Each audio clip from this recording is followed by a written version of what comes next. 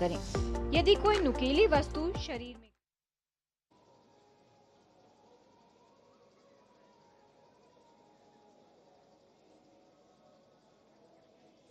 और ब्रेक के बाद आप सभी का इस खास कार्यक्रम में एक बार फिर से स्वागत है। अवधपुरी से लगातार हम खबरें लेकर आ रहे हैं, भगवान श्री राम के प्राण प्रतिष्ठा से जुड़ी हुई खबरें, जिसका हम इंतजार कर रहे थे।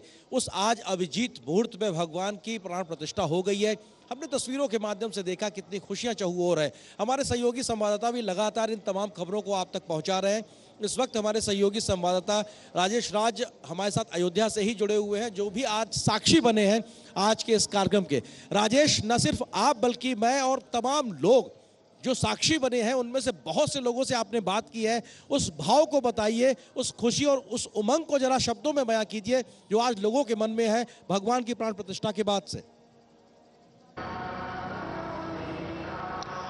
देखिए, जब हम सब लोग छोटे थे तो ये नारे लगते थे कि सौगंध राम की खाते हैं, मंदिर वहीं बनाएंगे। और वो नज़ारा आज अपनी आंखों से देखना कि मंदिर बनता हुआ दिख रहा है, जब आज की पीढ़ी से हमने ये टटोलने की कोशिश की आर्येंद्र कि मंदिर वहीं बनाएंगे, सौगंध राम की खाते हैं, ये नारे लगते थे, ये नारे फलीभूत हो चले हैं। तो तमाम लोगों ने कहा कि ऋतंभरा की आंखें, रविशंकर प्रसाद की आंखें जब भर आती हैं तो आप समझ सकते हैं कि कितनी पीढ़ियों का एक लंबा द्वंद्व और फासला जो है वो मिटता हुआ दिखाई पड़ रहा है। और प्रधानमंत्री नरेंद्र मोदी ने जब इस बात का स्पष्ट तौर पर उल्लेख किया कि राम प्रभाव है और राम प्रवाह है, तो आप समझ सकते हैं कि जिन करोड़ों लोगों की आस्था का एक मजबूत केंद्र भगवान श्री राम है, उनका मंदिर हम सबों के जीवन काल में बनना ये अपने आप में एक बड़ी उपलब्धि है। और हमारी कई पीढ़ियों ने इस द्वंद्व को समझा है, इन द्वंद्व को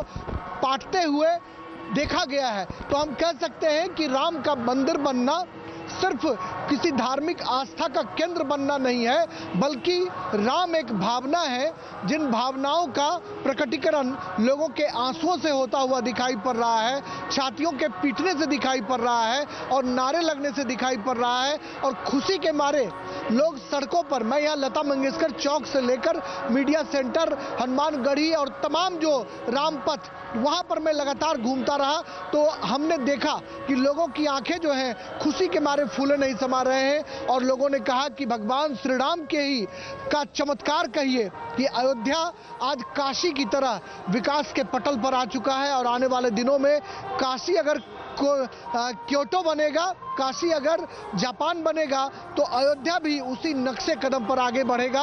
और भगवान श्री राम की ये कृपा है कि इस मंदिर परिसर में जटायु, जिन्होंने प्रभु श्री राम के अन्याय के खिलाफ उन्होंने रावण से लड़ाई लड़ी, उसका जिक्र भी प्रधानमंत्री मोदी ने किया कि जटायु को यह पता था कि हम हार जाएंगे, इसके बावजूद भी उन्होंने अन्याय का प्रतिकार किया और लड़ाइयाँ लड़ी।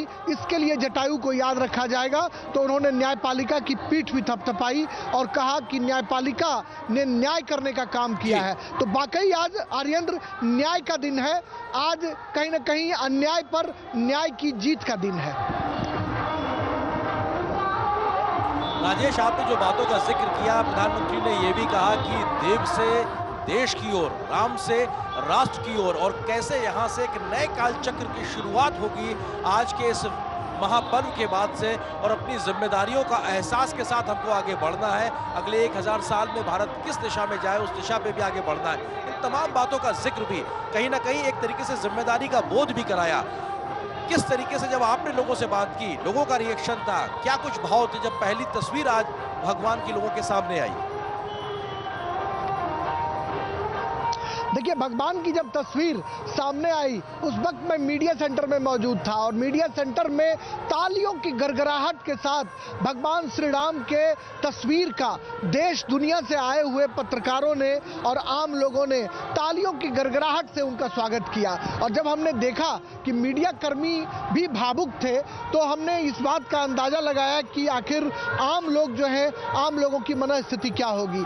जब हम सड़कों पर आए, राम मंदिर की तरफ आगे बढ़े, तो हमने ये देखा कि लोगों की आंखें नम थीं और लोगों ने इस बात के लिए प्रधानमंत्री नरेंद्र मोदी का भी शुक्रिया किया कि भले ही फैसला न्यायपालिका से हुआ हो, लेकिन जिस तरीके से ट्रस्ट बनाकर और जिस तरीके से इस काम को द्रुत गति से करने का जो प्रधानमंत्री नरेंद्र मोदी ने जो विजन दिखाया, जो दृष्टि संपन्नता दिखाई, उसकी भी तारीफ की जानी चाहिए। और प्रधानमंत्री नरेंद्र मोदी निश्चित तौर पर भावुक नजर आए और उन्होंने कुबेर की पूजा की, जटायु के स्मारक का भी उन्होंने लोकार्पण किया। और लोगों की बात करें तो पूरा जो अयोध्या है, हम अपने कैमरामैन से चाहेंगे पीयूष से कि आपको वो दिखाएंगे कि देखिए ये लता मंगेशकर चौक का नज़ारा है, जहां पर की भीड़ जो है वो काफ़ी उमड़ रही है। लोग सड़कों पर हैं, हाथों में झंडे लिए हुए और जय श्री राम के नारों से पूरा जो लता मंगेशकर चौक है और पूरा जो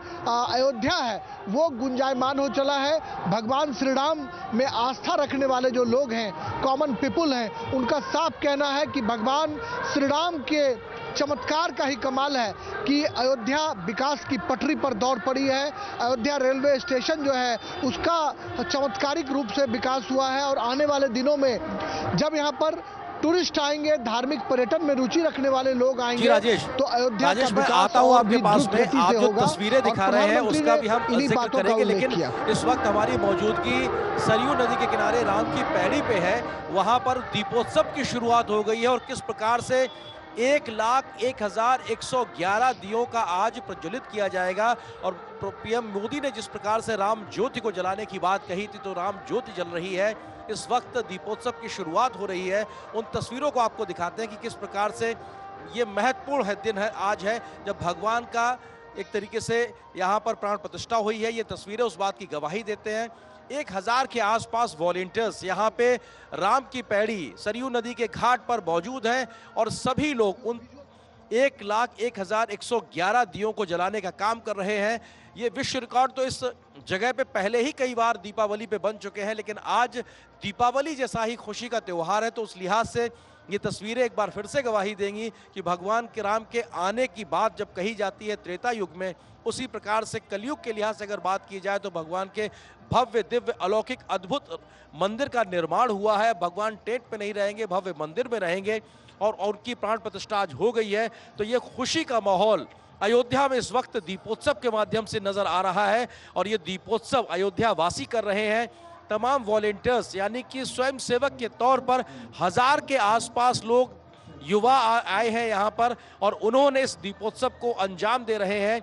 और 1,01,111 दियों को जलाना, ये शुभ संकेत को दिखाना, शुभ ज्योति का प्रज्वलन करना, ये दिखाता है, ये बताता है कि किस प्रकार से आज अयोध्या वासी प्रसन्न है। 500 से ज़्यादा वर्षों का इंतज़ार जब ख़त्म हुआ है तो दिवाली मनाने का मौका आया है। और आज अयोध्या में ही नहीं, घर घर देश भर में, विदेशों में भी राम ज्योति की जो अपील प्रधानमंत्री ने की थी वो राम ज्योति हुई है। कीर्तन संकीर्तन नजर आए हैं, शोभा यात्राएं नजर आई हैं, मंगल ध्वनि का वाचन नजर आया है और ये तमाम प्रकार के काम एक तरीके से देखा जाए तो देश ही दुनिया भर में राम भक्तों के बीच नजर आ रहे हैं। और ये दिखाते बताने के लिए काफ़ी है कि कैसे अयोध्या तैयार है। आज से जब भगवान स्वयं विराजित हुए हैं, दर्शन देना कल से उपलब्ध होंगे और आज संत समाज के लोग भी बड़ी संख्या में दर्शन देने के लिए पहुंचे। जो विशिष्ट तौर पे वहां आमंत्रित सदस्य थे वो लोग भी पहुंचे और एक तरीके से ये दृश्य इस बात की खुशी को जाहिर करता है कि अयोध्या कितनी खुश है, दीपावली जैसा माहौल है। हमारे सहयोगी राजेश राज हमारे साथ लगातार जुड़े हुए। राजेश, दीपोत्सव की ये तस्वीरें बताती हैं कि आज भले ही पंचांग के लिहाज से दीपावली ना हो, लेकिन दीपावली से कम भी नहीं है आज का दिन। बिल्कुल आपने सही कहा। जब लंका पर विजय प्राप्त करने के बाद 14 वर्ष के वनवास के बाद राम अयोध्या वापस आए तो राजा का स्वागत किया गया। एक राजकुमार के तौर पर, राजा के तौर पर अयोध्या में दिवाली मनाई गई और वो दिवाली आज तक मनाई जाती है, जो यह दिखाता है कि हमारी संस्कृति की जड़ें कितनी गहरी हैं आर्येंद्र, कि हम कई सौ वर्षों का जो अपना पुराना इतिहास है उस इतिहास को हम दोहराने के लिए चले हैं। और आज एक बार फिर राम अपने घर आए हैं, राम लल्ला जो है वो विराजमान हुए हैं। इस खुशी में अयोध्या फिर झूम उठी है। अयोध्या में दिवाली मनाई जा रही है, दीपों की लड़ियां जो है वो दिखाई पड़ रही हैं, फूलों के तोरण द्वार बनाए गए हैं और पूरी अयोध्या को दुल्हन की तरह सजाया गया है। अपने राम को पाकर लोग इठला रहे हैं, अपने राम को पाकर लोग इतरा रहे हैं। और मैंने आपको पहले भी कहा कि राम जो है वो कोई एक हम कह सकते हैं कि कोई भगवान के तौर पर नहीं, बल्कि राम एक भावना है अयोध्या के लोगों के लिए, मिथिला के लोगों के लिए। अयोध्या उनकी जन्मभूमि है और मिथिला उनका ससुराल है।